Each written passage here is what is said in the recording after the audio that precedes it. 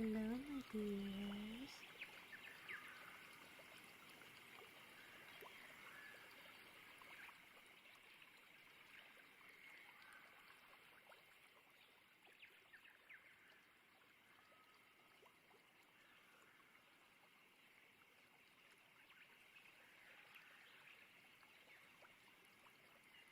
Thank you so much for joining me today.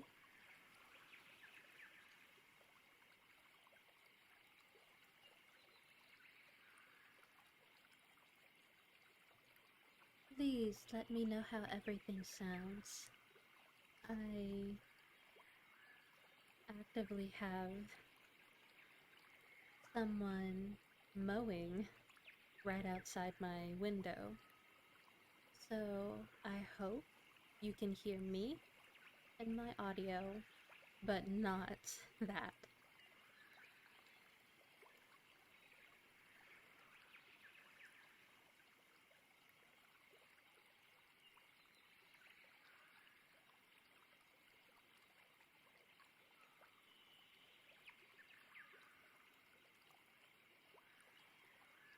I think my ambiance is still a little loud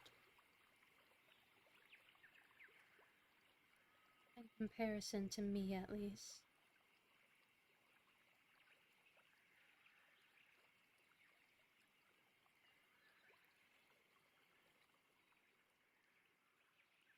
Just want a subtle little essence. I think I may have it now, but please do let me know if you want me to change anything.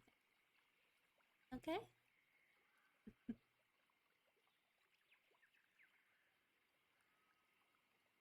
Now,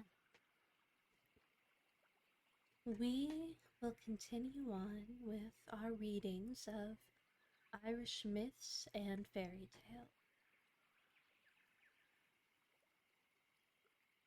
And I do believe that this section will actually be the last of the Banshee and the Dullahan section. So,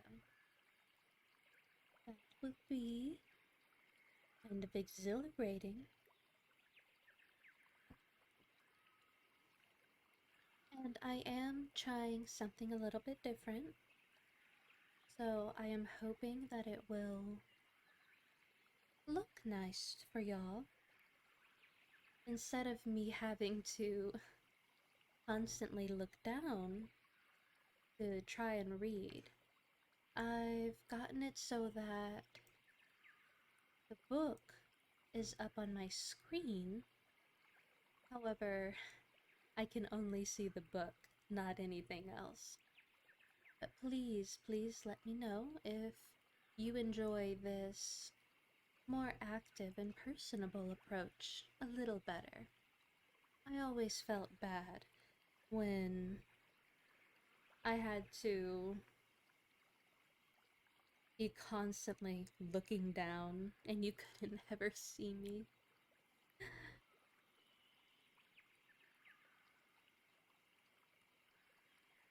But without much more further ado, we shall continue on with our story time today.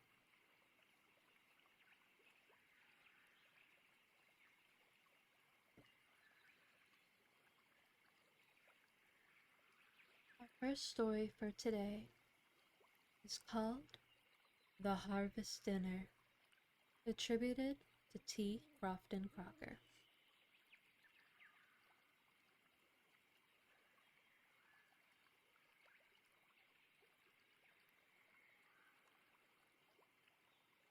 It was Monday, and a fine October morning.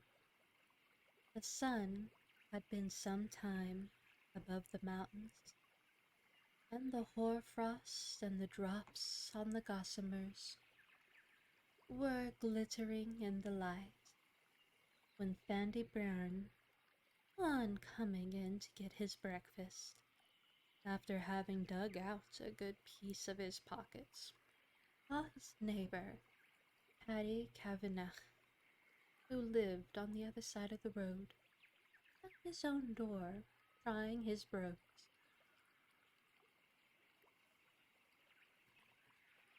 Hello, little shrew. It's always wonderful to have you in. Let me know if everything is good for you, my dear.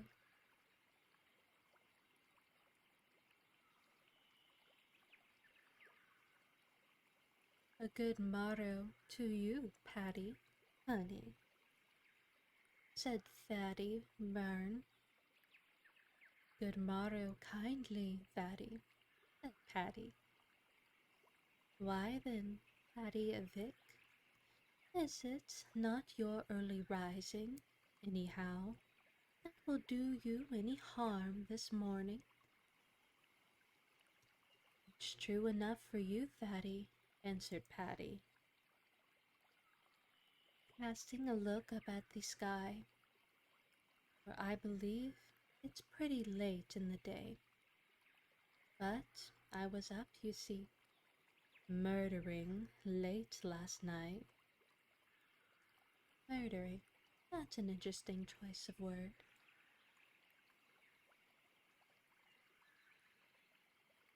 To be sure, then, Patty, it was up at a great dinner yesterday, above at the big house you were. Aye, it was. And a rattling fine dinner we had of it too. Why then, Patty Algra, what is to ail you now? But you just sit yourself down here on this piece of green sod and tell us all about it from beginning to end. Never say the word twice, man. I'll give you the full, whole, and true account of it. And welcome. They sat down on the side of the road, and Patty thus began. Well, you see, Thaddy, we've a powerful great harvest of it, you know, this year, and the men all worked like jewels as they are.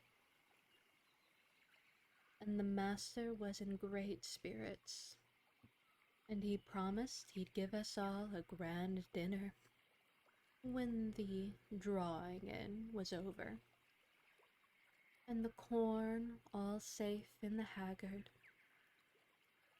So this last week round the business, and on Saturday night the last sheaf was nearly tied and sent in to the mistress, and everything was finished,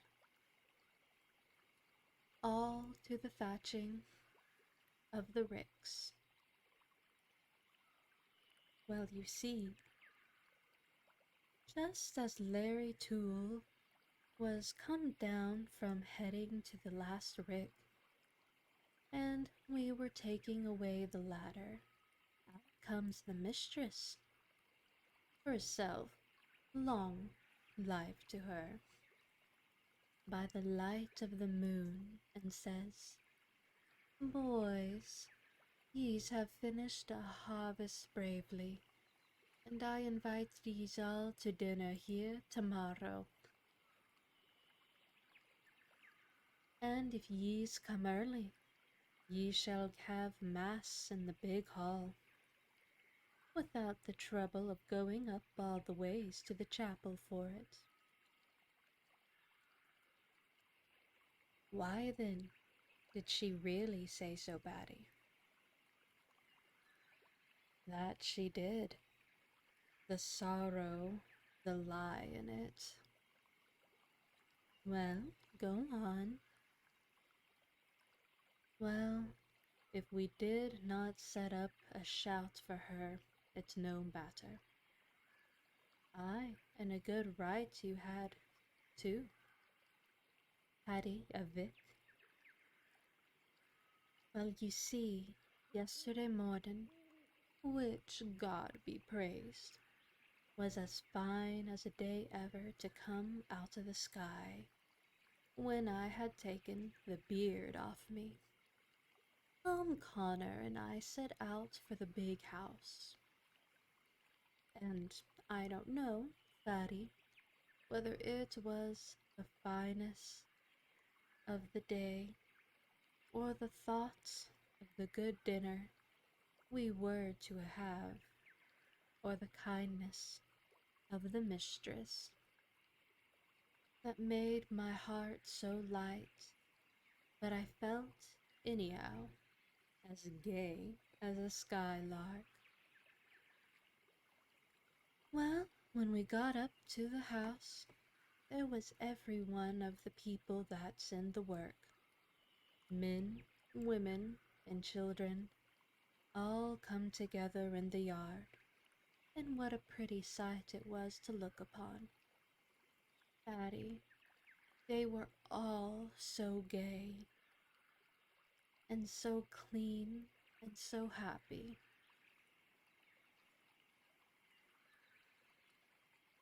True for you, Patty Agra, and a fine thing it is, too, to work with a real gentleman like the master. But tell us, Avic, how it was the mistress contrived to get the mass for yous. Sure, Father Clancy himself, or the coadjutor didn't come over. No, in truth they didn't they. But the mistress managed it better nor all that. You see, Thaddy, there's a priest, an old friend of the family, one Father Mullen,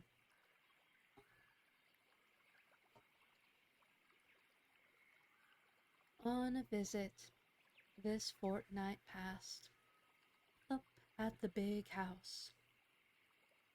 He's as gay as a little man ever spoke, only he's a little too fond of the drop. And more is the pity, and it's whispered about among the servants that by means of it he has lost a parish when he had down the county, and he was on his way up to Dublin when he stopped to spend a few days with his old friends, the master and the mistress. Well, you see, the mistress, on Saturday, without saying a single word of it to any living soul, writes a letter with her own hand and sends Tom Freen off with it to Father Clancy to ask him for a loan of the vestments. Father Clancy, you know, is a mighty genteel man, and one that likes to oblige the quality in anything that does not go against his duty, and glad he was to have it in his power to serve the mistress. He sent off the vestments with all his heart and soul, and as civil as a letter, Tommy Freen says, for he heard the mistress reading it, as ever was penned. Well, there was an altar, you see, that got up on the big hall, just between the two doors. If ever you were in it, leading into the storeroom and the room where the children slept in.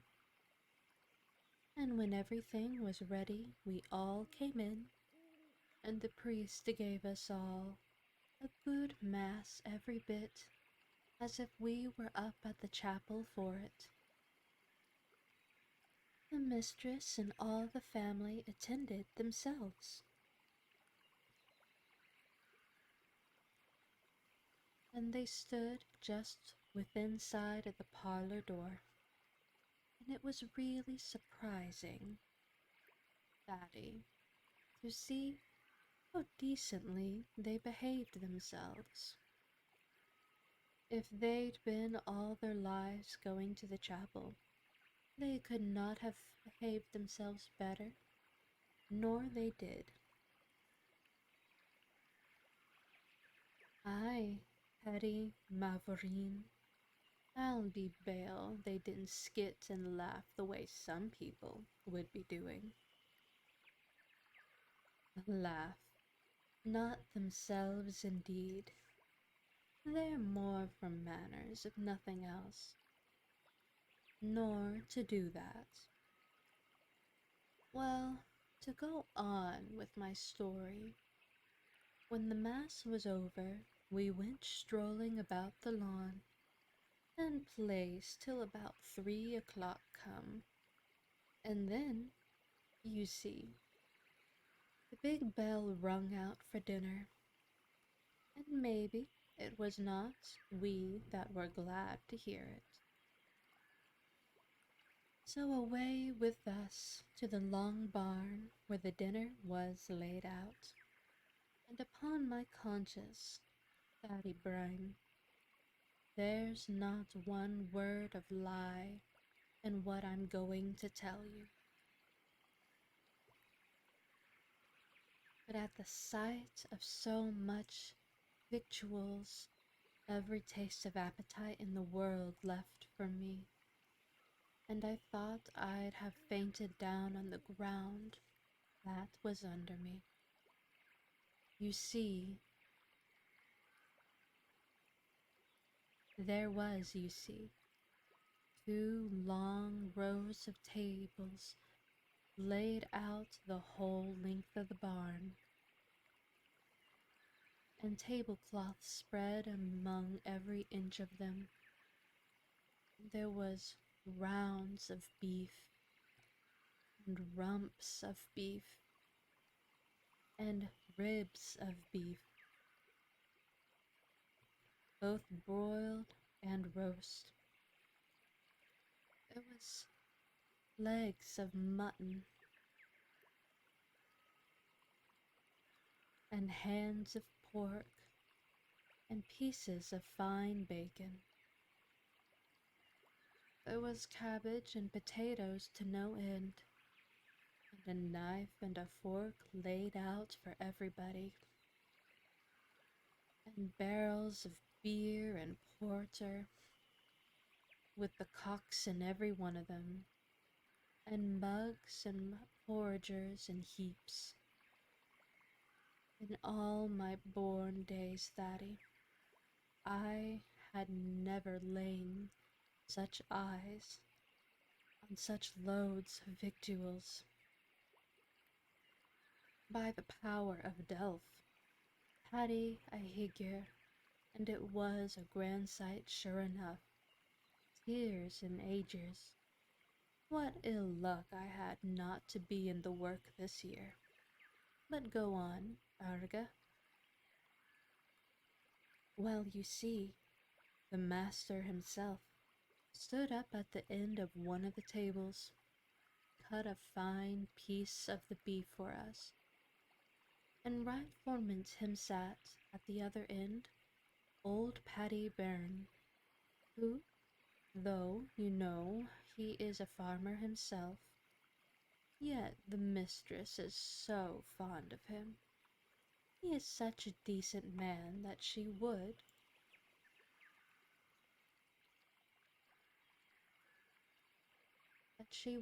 by all manner of means have him there. Then the priest was at the head of the other table, and said grace for us, and then fell to slashing up another piece of the beef for us. And forement him sat Jim Murray the steward, and sure enough, Thady, it was ourselves that played away in such grand style, at all the beef and mutton and cabbage, and all the other fine things.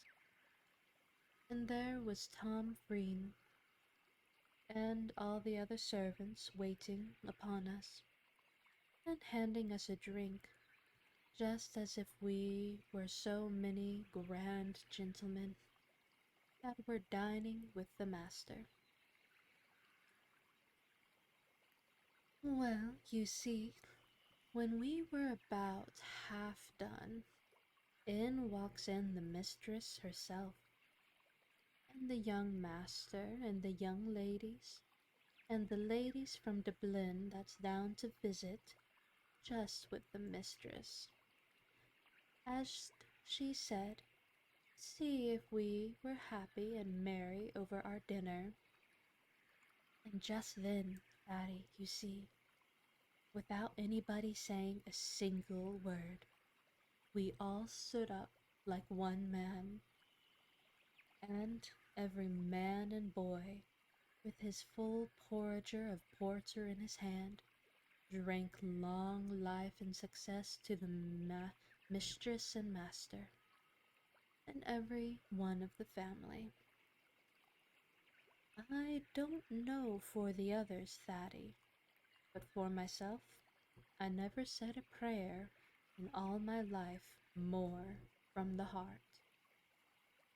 And a good right I had, sure, and every one that was there, too. For, say nothing of the dinner, is there the like of her in the whole side of the country of for goodness to the poor, whether they're sick or they're well? Would I not myself, if it was not but for her, be a lone and desolate man today? It is true for you, Vic, that she brought Judy through it better nor any doctor of them all. Well, to make the long story short, we ate and we drank, and we talked and we laughed, till we were all tired. And as soon as it grew dusk, we were all called again into the hall. And there, you see, the mistress had got over Tim Connell, the blind piper, and had sent for all the women that would come, and the cook had tea for them down below in the kitchen. And they came up to the hall, and there was chairs set round it for all of us to sit upon. And the mistress came out of the parlor.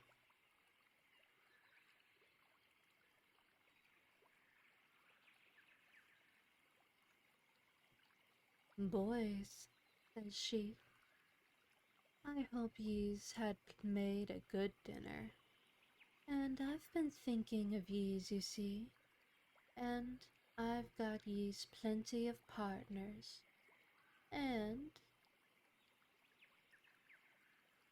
it's your own faults if ye's don't spend a pleasant evening. So, with that, we set up another shout for the mistress,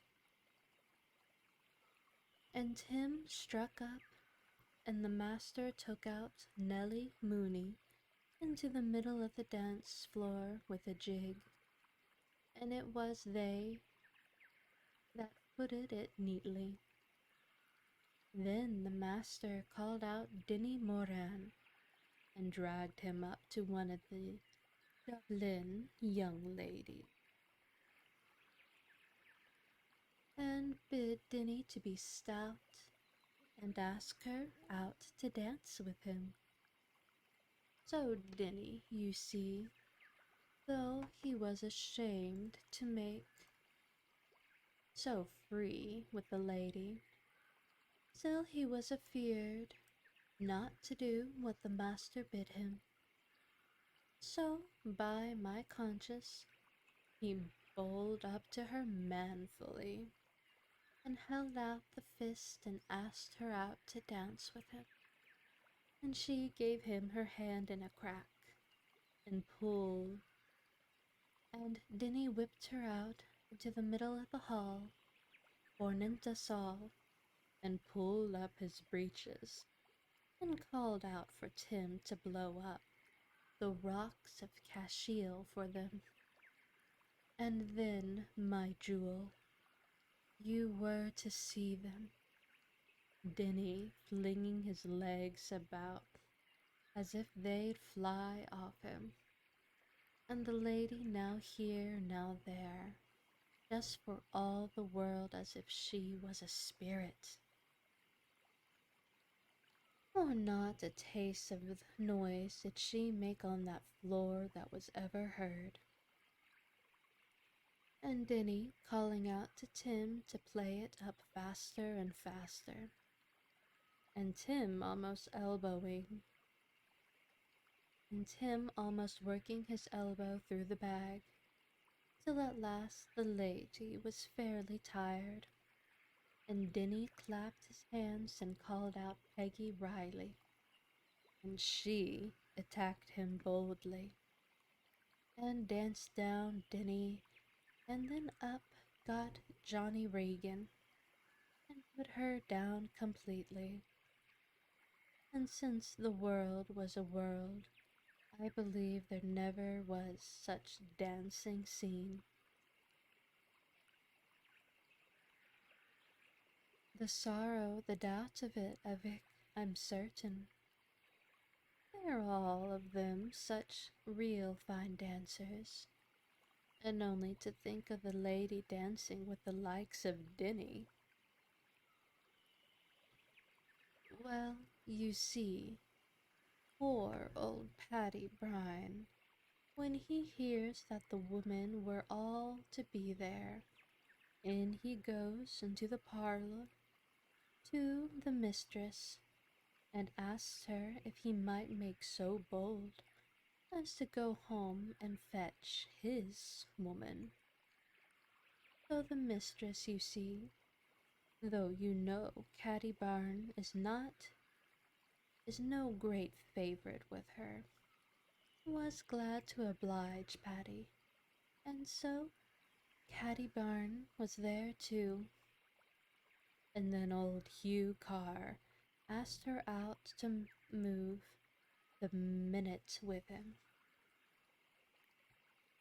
And there was Hugh, as stiff as if he had dined upon one of the spits, with his black wig and his long brown coat and his blue stockings, moving about with his hat in his hand and leading Catty about, and looking so softly upon her, and Catty in her stiff mob cap, with the ears pinned down under her chin, and her little black hat on top of her head, and she at one corner church keying to Q, and Hugh at another bowing to her, and everybody wondering at them, and they moved it so elegantly. I hope so deeply that you all could not hear the lawnmower that just went right across my window.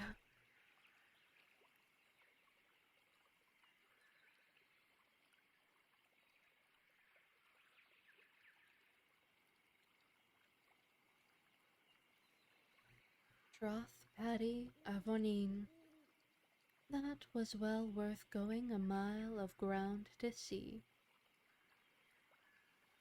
Well, you see, when the dancing was over, they took to singing, and Bill Carey gave the wounded hussar and the poor but honest soldier in such a style that you'd have heard him up on the top of Slee Roo, and Denny Moran and old Tom Frean gave us the best songs they had, and the priest sung the Crucian Lamb for us gaily, and one of the young ladies played and sung upon a thing within the parlor like a table that was prettier nor any pipes to listen to. And didn't Bill give ye's as down by Banna's banks I strayed? Sure, that's one of the best songs he has. And that he did till he made the very seats shake from under us. But a body cannot remember everything, you know. Well, where was I? Oh, yeah, you see, my dear, the poor little priest was all the night long going backwards and forwards, every minute between the parlor and the hall, and the spirits, you can see, was lying open upon the sideboard. And the dear little man, he couldn't keep himself from it, but kept helping himself to a drop now and then, till at last he became all as one as tipsy. So, then, he comes out into the hall among us and goes about whispering to us to go home and not be keeping the family out of their beds. But the mistress saw what he was at, and she spoke out and said, "Good people," says she, "never mind what the priest says to ye's. Ye's are my company, and not his,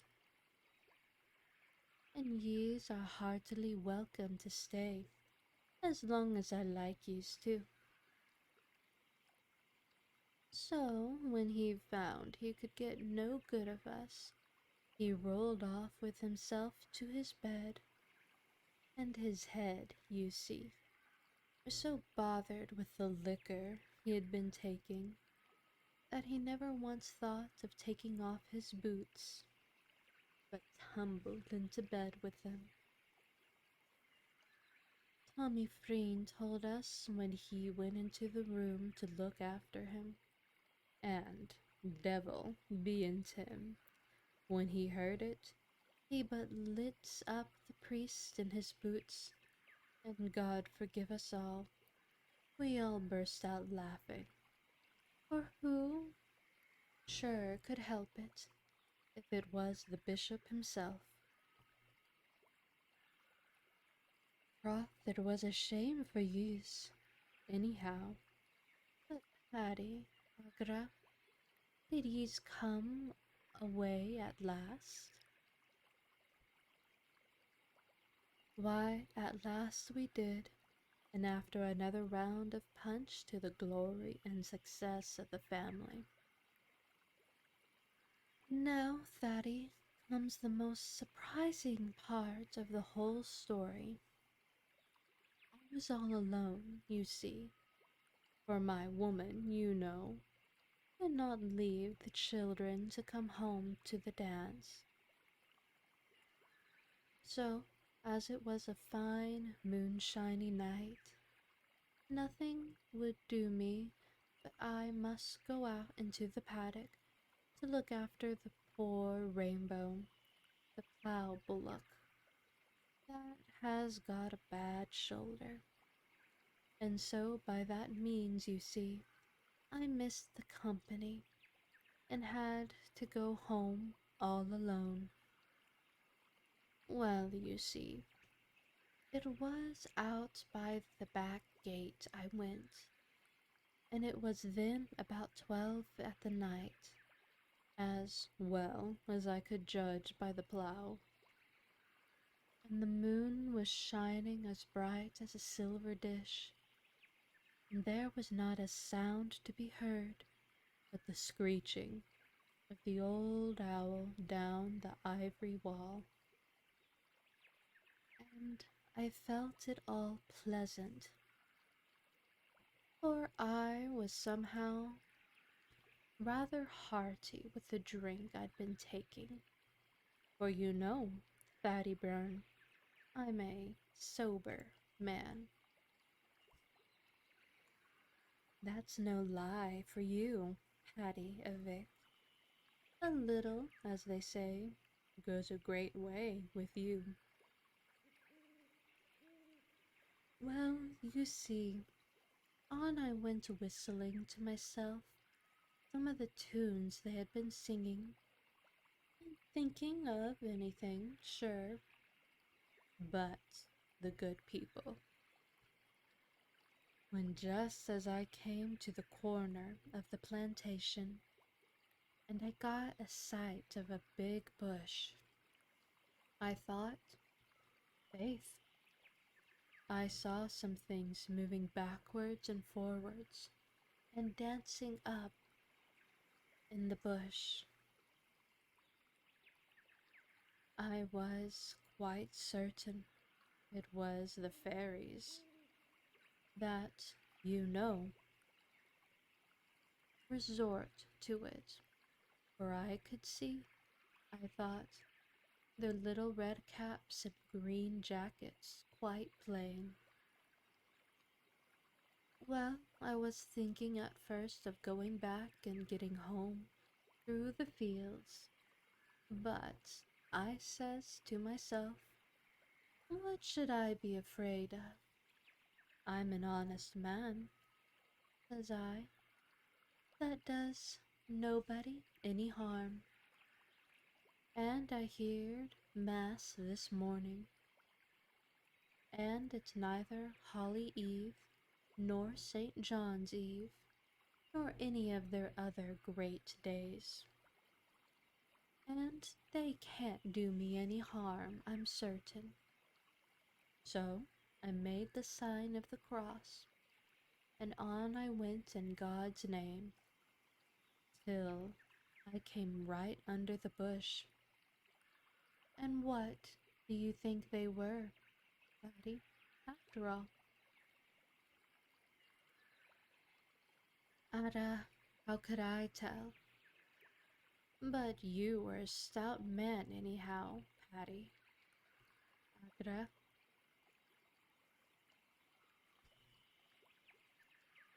Why then, what was it but the green leaves of the old bush and the red bunches of the haws that were waving and shaking in the moonlight?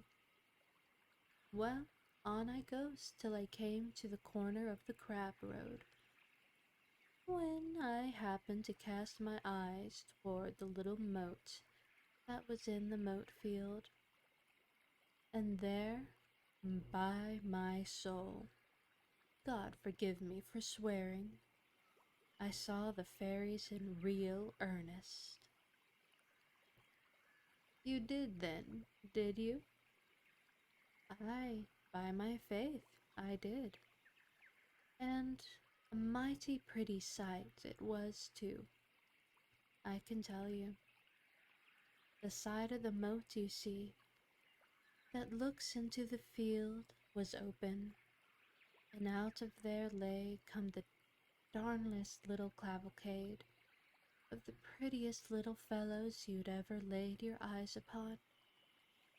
They were all dressed in green hunting frocks, with nice little red caps on their heads, and they were mounted on pretty little long-tailed white ponies, not so big as young kids, and they rode two and two so nicely. Well, you see, they took right across the fields just above the sand pit, and I was wondering in myself what they'd do when they came to the big ditch, thinking they'd never get over it. But I tell you what it is, Thaddy, Mr. Tom and the brown mare, though they're both of them gay good at either ditch nor wall, they're not to be talked of in the same day with them. They took the ditch, you see, big as it was, in a full stroke. Not a man of them was shook in his seat or lost his rank. It was pop, pop, over with them, and then hurrah, away with them like a shot across the huge field, and in the direction of the old church. Well, my dear, while I was straining my eyes to look after, I heard a great rumbling noise coming out of the moat, and when I turned about to look at it, what should I see but a great old family coach and six coming out of the moat and making direct for the gate where I was standing.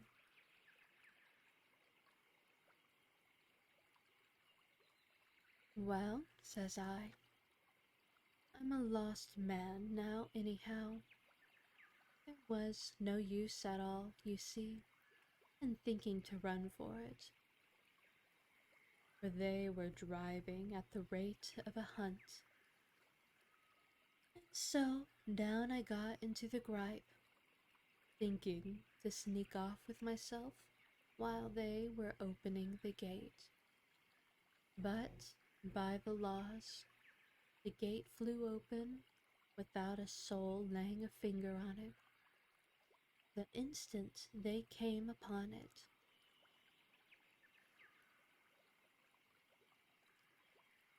And they wheeled down the road just close to the spot where I was hiding. And I saw them as plain as I now see you. And a queer sight it was, too, to see, for not a morsel of head that ever was there upon one of the horses, nor the coachman either. And yet, for all that Thady, the Lord's lieutenant's coach, could not have made a handlier or shorter turn, nor that they did out of that gate.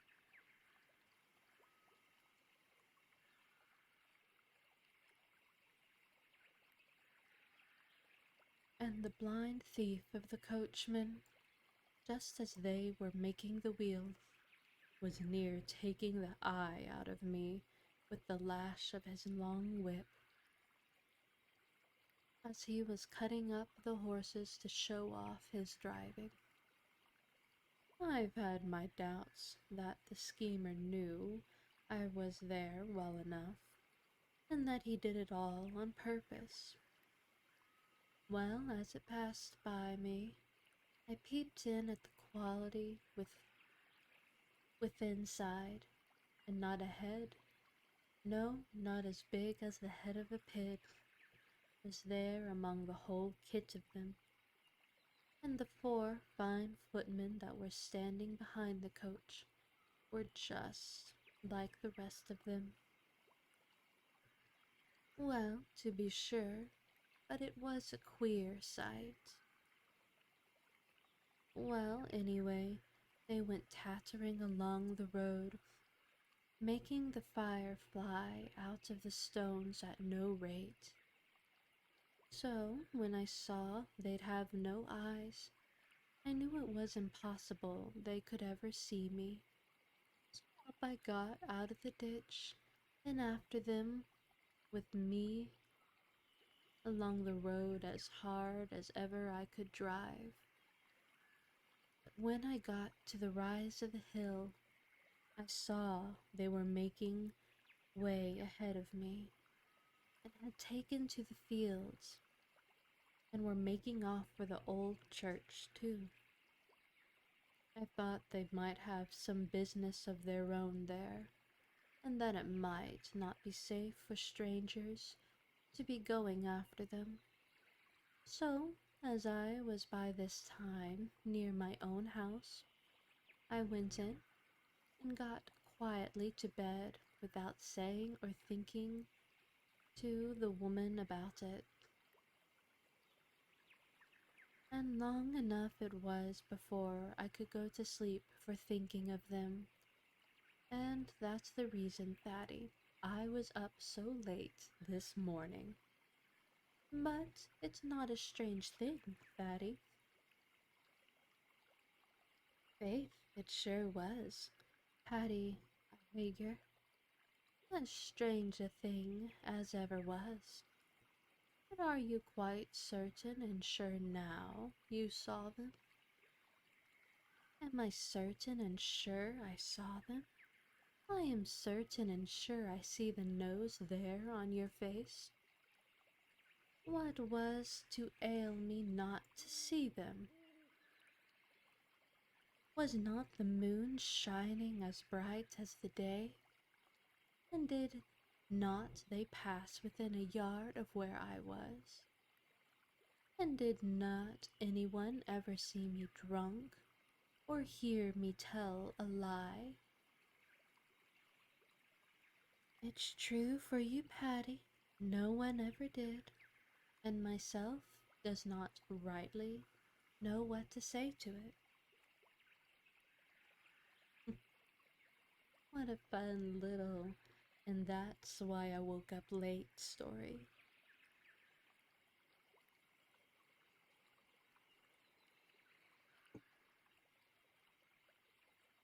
But next we have our final story for not only today, but also for the section of the Banshee and the Doulahan. This section will be called The Headless Horseman by T. Crofton Crocker. God speed you, and a safe journey this night to you, Charlie. Ejaculated.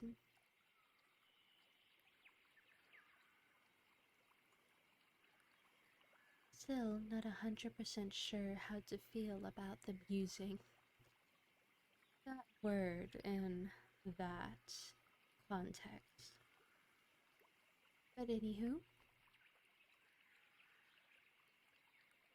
ejaculated the master of the little shebeen house at Ballyhooly after his old friend and good customer, Charlie Culnane, who at length had turned his face homewards, with the prospect of as dreary a ride and as dark a night as ever fell upon the Blackwater, who, along whose banks he was about to journey.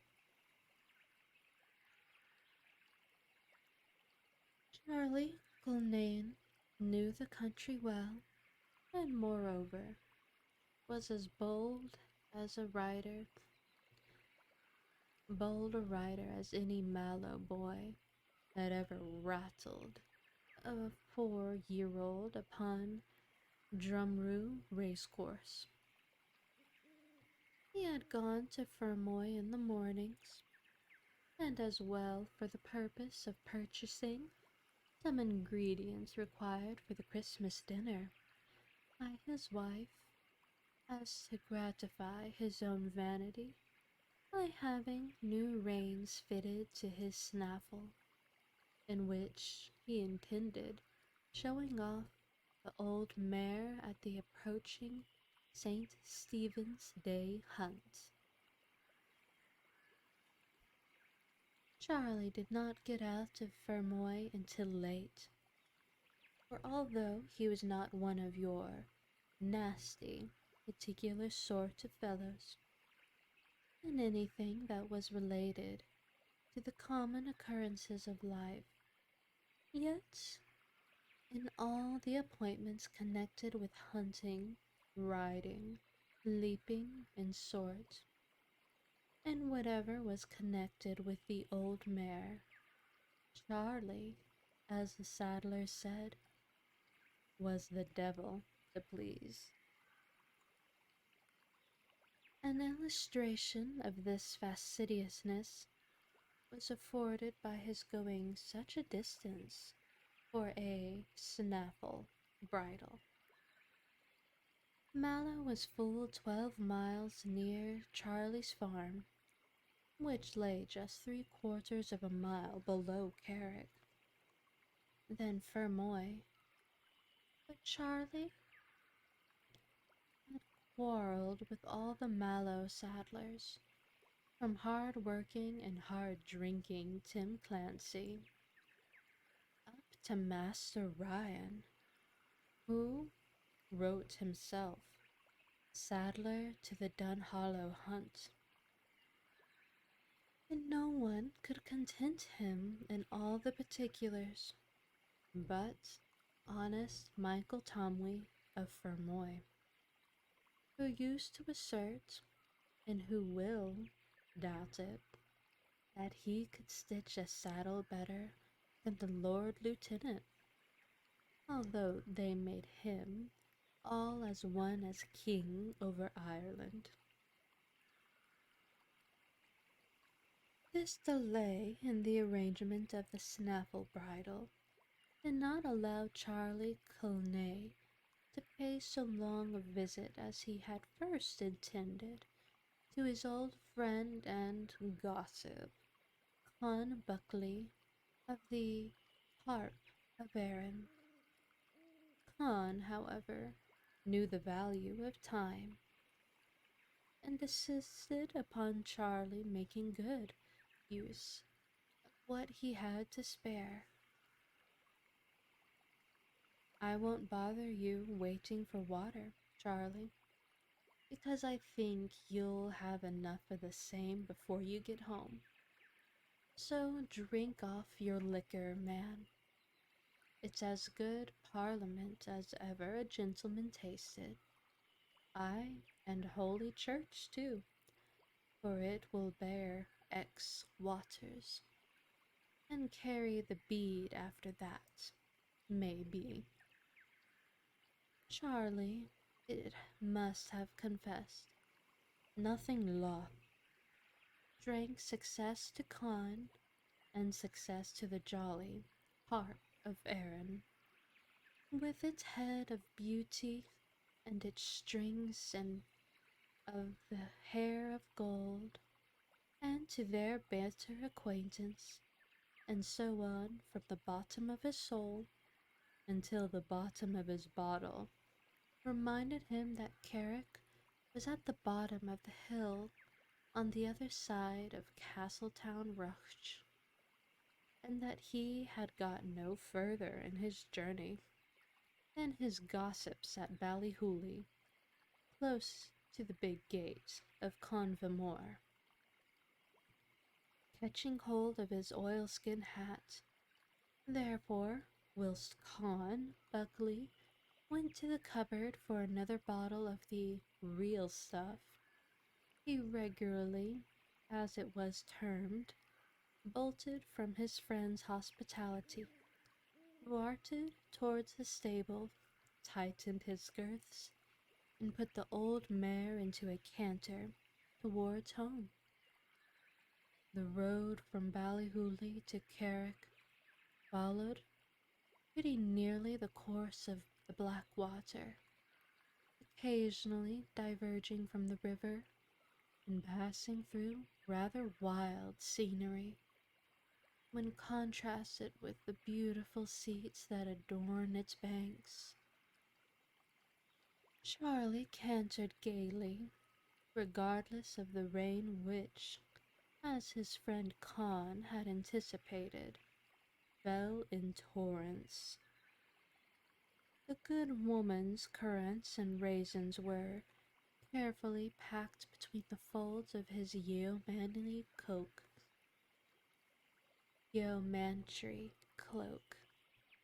which Charlie, who was proud of showing the things he belonged to the Royal Mallow Light Horse Volunteers, always strapped to the saddle before him, and took great care never to destroy the military effect of putting it on.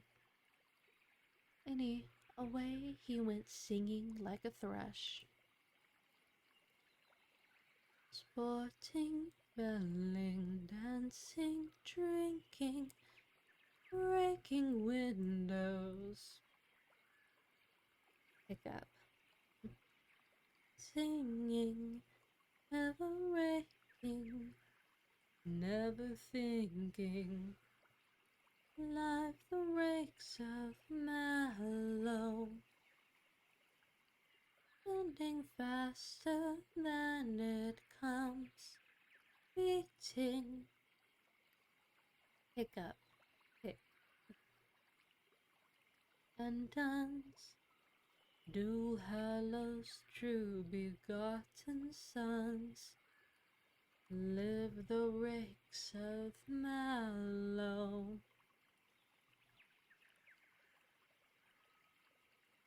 Notwithstanding the visit to the jolly harp of Erin had a little increased the natural complacency of his mind, the drenching of the new snaffle rains began to disturb him, and then followed a train of more anxious thoughts, and even when occasioned by the dreaded feat of the pride of his long anticipated turnout on yeah, on St. Stephen's Day.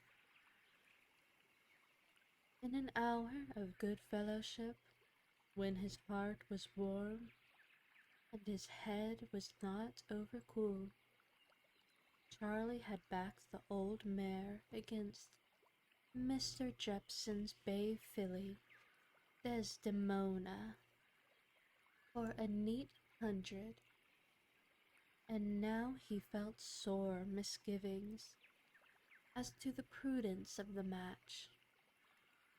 In a less gay tone he continued,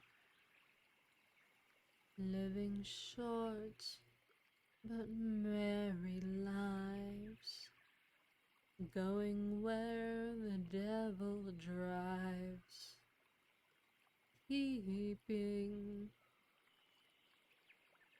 keeping, he muttered, as the old mare had reduced her canter to a trot at the bottom of Kilcomer Hill. Charlie's eye fell on the old walls that belonged in former times to the Templars, but the silent gloom of the ruin was broken only by the heavy rain which splashed and pattered on the gravestones. He then looked up at the sky to see if there was, among the clouds, any hopes for mercy on his new snaffle reins. And no sooner were his eyes lowered than his attention was arrested by an object so extraordinary as it almost led him to doubt the evidence of his senses. The head, apparently, of a white horse with short cropped ears, large open nostrils, and immense eyes, seemed rapidly to follow him. No connection with body, legs, or rider could possibly be traced. The head advanced. Charlie's old mare, too, was moved at this unnatural sight, and, snorting violently, increased her trot up the hill. The head moved forward and passed on, Charlie, pursuing it with astonished gaze, was wondering by what means and for what purpose This detached head thus proceeded through the air, did not perceive the corresponding body until he was suddenly started by finding it close at his side.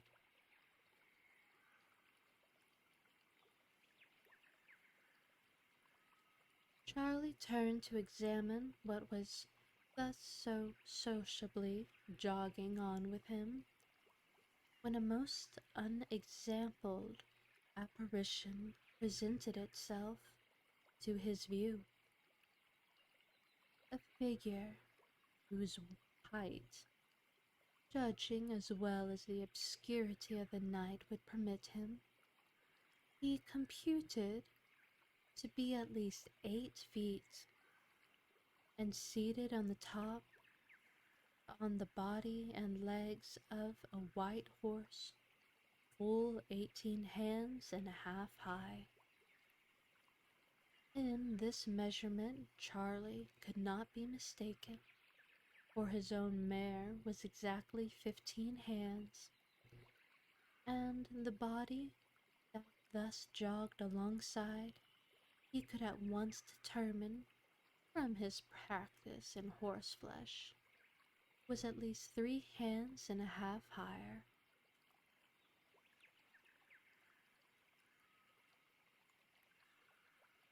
As an aside, for anyone who might not know, whenever you measure a horse, you measure them based off of a measurement called hands. So you go up to the shoulders when measuring, because the head can go up or down, essentially.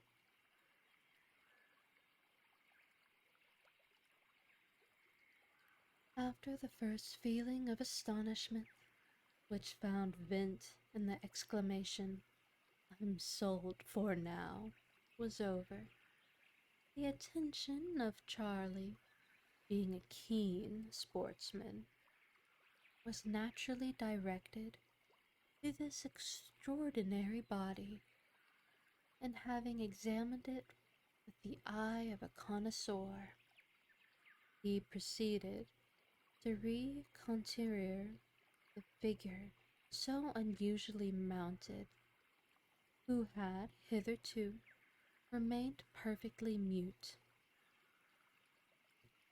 wishing to see whether his companion's silence proceeded from bad temper, want of conversational powers, or from a distaste to water, and the fear that the opening of his mouth might subject him to have it filled by the rain, which was then drifting in violent gusts around them.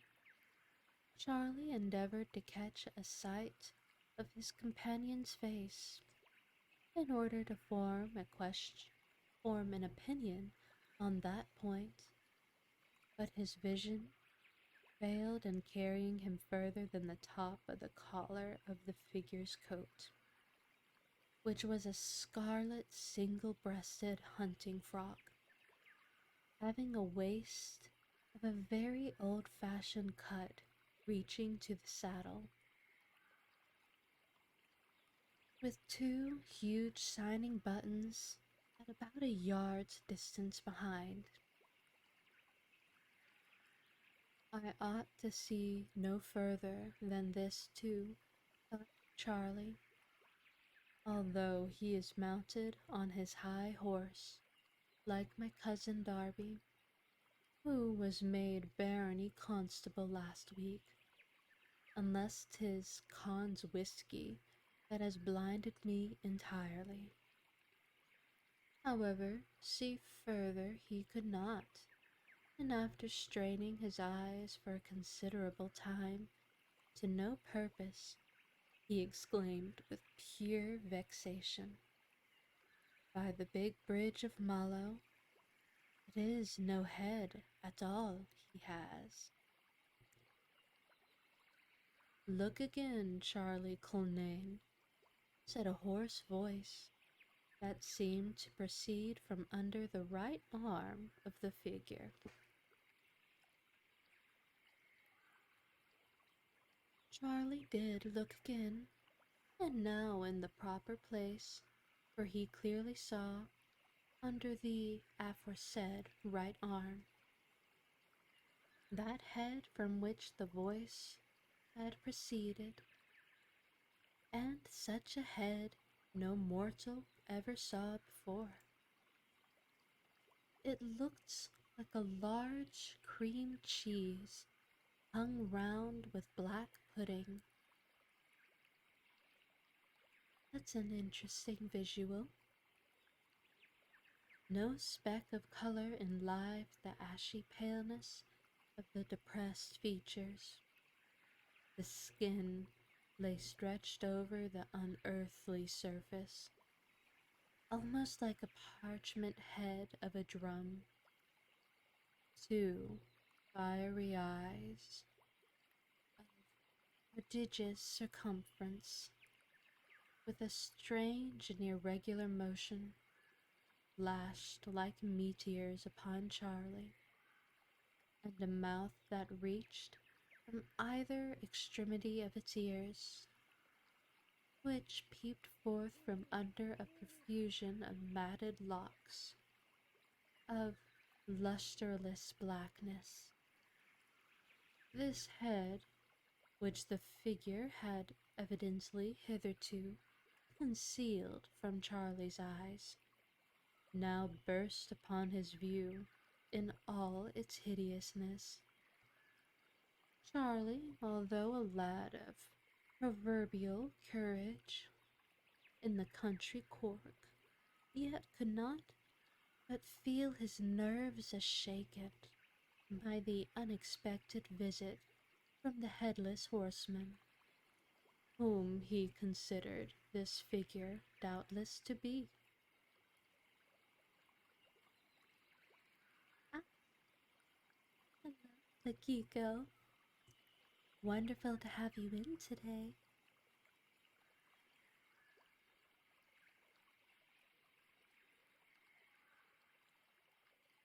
The crop-eared head of that gigantic horse moved steadily forward, always keeping from 6 to 8 yards in advance. The horseman, unaided by whip or spur, and disdaining the use of stirrups, which dangled uselessly from the saddle, followed at a trot by Charlie's side, his hideous head now lost behind the lappet of his coat, now starting forth in all its horror as the motion of the horse caused his arm to move to and fro. The ground shook under the weight of its supernatural burden, and the water in the pools was agitated into waves as he trotted by them. On they went, heads without bodies, bodies without heads. The deadly silence of the night was broken only by the fearful clattering of hoofs and the distant sound of thunder, which rumbled above the mystic hill of Cacaun Amana Fianni. Charlie, who was naturally a merry-hearted and a rather talkative fellow, had hitherto felt tongue-tied by the apparition, but finding his companion showed no evil disposition toward him, and having become somewhat more reconciled to the Patagonian dimensions of the horseman and his headless steed, plucked up all his courage and thus addressed the stranger. "Why, then, your honor rides mighty well without the stirrups." "Humph!" growled the head from under the horseman's right arm.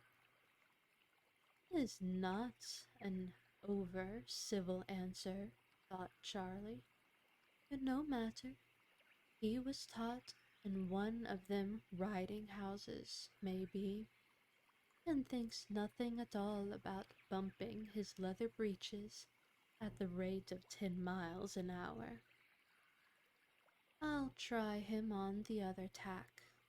Ahem, said Charlie, clearing his throat, and feeling at the time rather daunted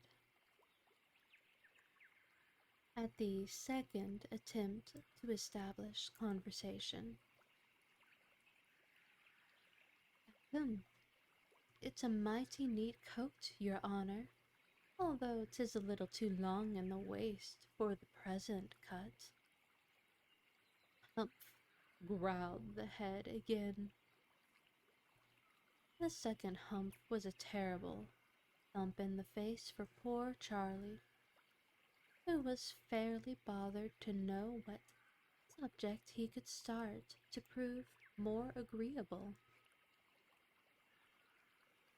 "'Tis a sensible head," thought Charlie, although an ugly one, for 'tis plain enough for a man that does not like flattery. For 'tis plain enough the man does not like flattery. A third attempt, however, Charlie was determined to make, and having failed in his observations as to the riding and the coat of his fellow traveler, though he would just drop a trifling allusion to the wonderful headless horse that was jogging on so sociably besides his old mare, and as Charlie was considered about Carrick to be very knowing in horses, besides being a full private in the Royal Mallow Light Horse Volunteers, which were every one of them mounted like real Hessians, he felt rather sanguine as to the result of his third attempt. "To be sure, that's a brave horse your honor rides," recommended the persevering Charlie. "You may say that, with your own ugly mouth," growled the head. Charlie, though not much flattered by the compliment, nevertheless chuckled at his success in obtaining an answer, and thus continued. "Maybe your honor wouldn't be after riding him across the country?" "Will you try me, Charlie?" said the head, with an inexpressible look of ghastly delight. "Faith, and that's what I'll do," responded Charlie. "Only I'm afraid, the night being so dark, of laming the old mare, and I've every halfpenny of 100 pounds on her heels." This was true enough. Charlie's courage was nothing dashed at the headless horseman's proposal, and there never was a steeplechase, nor a fox chase, riding or leaping in the country, that Charlie Culnun was not at it, and foremost in it. "Will you take my word," said the man who carried his head so snugly under his right arm, "for the safety of your mare?" "Done," said Charlie, and away they started, helter-skelter, over everything, ditch and wall, pop, pop. The old mare never went in such style, even in broad daylight, and Charlie had just the start of his companion when the hoarse voice called out, Charlie Clunan, Charlie, man, stop for your life. Stop.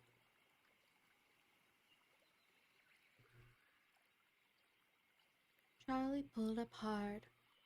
"Aye," he said, "you may beat me by the head, because it always goes so much before you.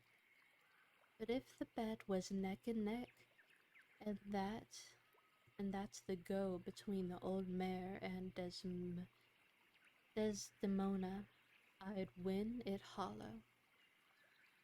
It appeared as if the stranger was well aware of what was passing in Charlie's mind, for he suddenly broke out, quite loquacious. "Charlie Clonane," says he, "you have a stout soul in you, and you are every inch of you a good rider. I've tried you, and I ought to know, and that's the sort of man for my money. 100 years it has been since my horse and I broke our necks at the bottom of Kilcomer Hill, and ever since I have been trying to get a man that dared to ride with me, and never found one before.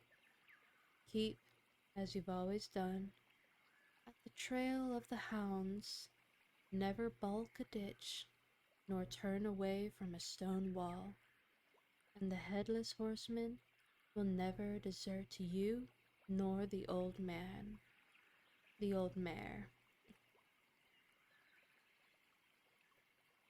Charlie, in amazement, looked towards the soldier's right arm, for the purpose of seeing in his face whether or not he was earnest.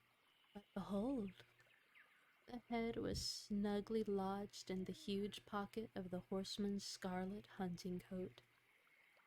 The horse's head had ascended perpendicularly above them, and his extraordinary companion, rising quickly after his advance courier, vanished from the astonished gaze of Charlie Clunan. Charlie, as may be surprised, was lost in wonder, delight, and perplexity. The pelting rain, the wife's pudding, the new snaffle, even the match against Squire Jepson, all were forgotten. Nothing he could think of, nothing he could talk of, but the headless horseman. He told it directly that he got home to Judy. He told it on the following morning to all the neighbors, and he told it on the hunt on St. Stephen's Day. But what provoked him after all the pains he took in describing the head, the horse, and the man was, that one and all attributed with creation of the headless horseman to friends Con Buckley's ex-water parliament. This, however, should be told, that Charlie's old mare beat Mr. Jepson's bay filly Desdemona by diamond, and Charlie pocketed his cool 100. And if he didn't win by means of the headless horseman, I am sure I don't know any other reason for his doing so.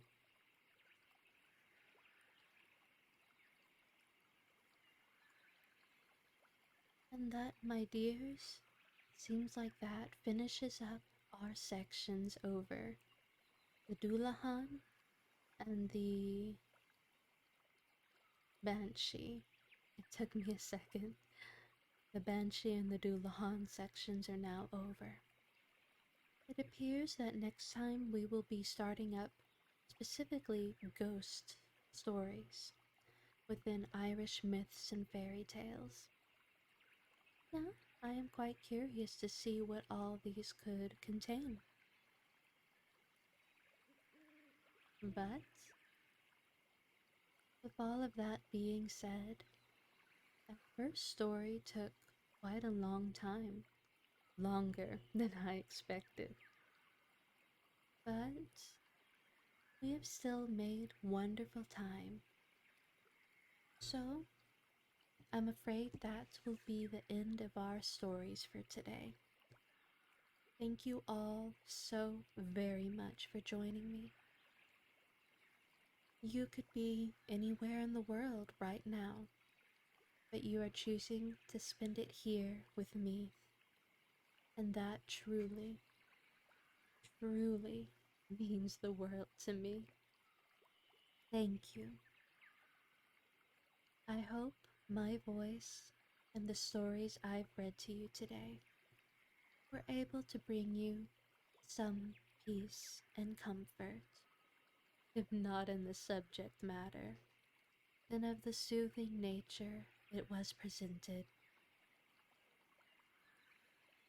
Now, without much further ado, I must say adieu to you, my dears.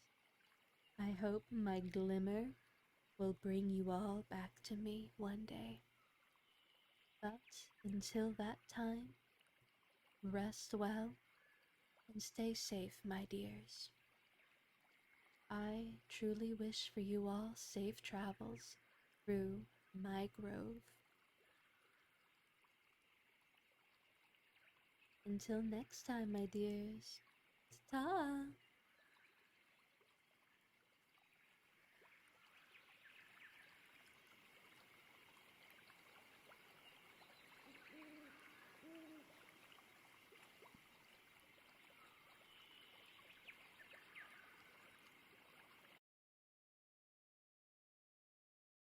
Thank you so much for watching till the end of the video. If you enjoyed what you saw here today, please feel free to like, subscribe, hit that notification bell, and if you wish, leave a comment down below. On each side of me, there should be other videos from my channel that you may or may not wish to look at. But until then, I hope you have a wonderful rest of your day, and thank you so much for joining me.